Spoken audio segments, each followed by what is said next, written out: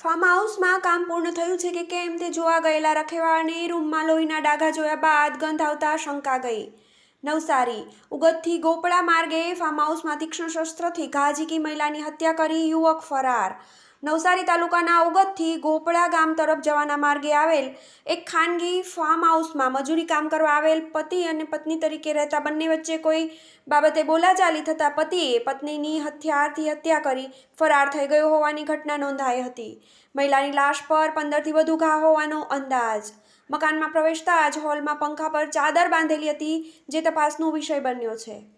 નવસારીના ઉગતથી ગોપલા ગામ તરફ જવાના માર્ગ પર ખાનગી ફાર્મ હાઉસ આવેલું છે, જેમાં હાલ નોકરીએ રાખેલા જયપાલસિંહ રહેવાસી પૂર્ણેશ્વર ઘેલખડીએ ફાર્મ હાઉસમાં ઘાસ ઉગી નીકળ્યું હોય સફાઈ કામ માટે તેમના નાના ભાઈ સુશીલસિંહે 7 સપ્ટેમ્બરના રોજ સુપા ગામના ગણપત રાયસિંહ પરમાર અને તેમની પત્ની પદ્માબેન ઉંમર વર્ષ 40ને બોલાવ્યા હતા। બાદમાં 9 સપ્ટેમ્બરના રોજ સોમવારે સવારે કેટલું કામ કર્યું છે તે જોવા ગયા ત્યારે ફાર્મ હાઉસ બંધ હતું, જેથી બાજુમાં આવેલ ફાર્મ હાઉસમાંથી ચાવી લઈ ફાર્મ હાઉસ ખોલી અંદર પ્રવેશ કરતા હોલમાં લોહીના ડાઘ જોવા મળ્યા હતા।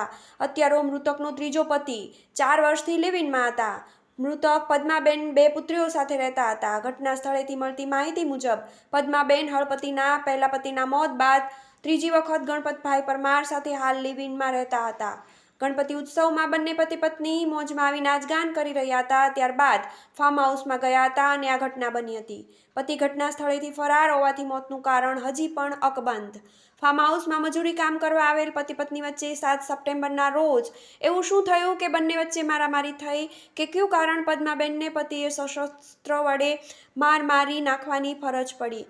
મળતી માહિતી અનુસાર મૃતક પદ્માબેનના આખા શરીરે શસ્ત્રના ઘા હતા। હાલ પોલીસે પત્નીની હત્યાના ગુનામાં પતિને ફરાર જાહેર કર્યો છે, પણ તેની અટકાયત થયા બાદ હત્યાનું કારણ જાણવા મળશે।